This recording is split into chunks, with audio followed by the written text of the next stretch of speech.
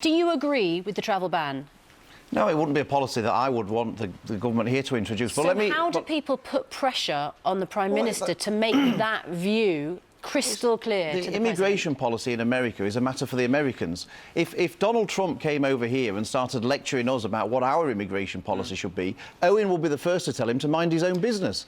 And actually, it's their business. They're a sovereign nation. They're a democratically... Do you think we should have no way of saying to other governments that we disagree with their policies, course, and I'm especially sure that when they appear to breach we have channels of communication between the governments, and the government have actually sorted out the fact that it won't actually affect people who have a British passport. Well, we haven't had that clarified. Yes, we have had that clarified. It was in the Commons yesterday. There isn't clarity on that. But the Foreign Secretary did clarify that. And so we've sorted out our bit of it, and we can communicate any messages we want. I'll give you the hypocrisy. The seven countries that Donald Trump introduced this ban against, every single one of them has a blanket ban on anybody with an Israeli passport going into their country. But now, where's the protest? Hold on. Where's the protest?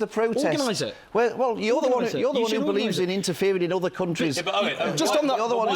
Why? Let me ask you this. You said you protested about the Saudis, right?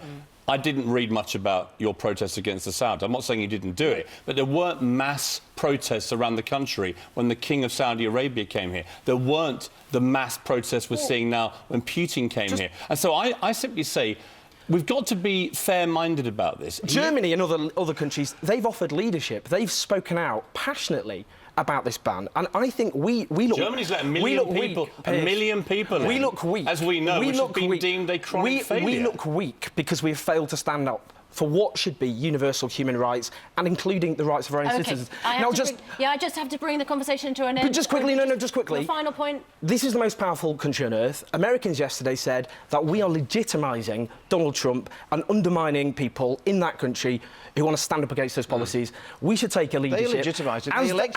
as the closest ally of this country and say enough is enough.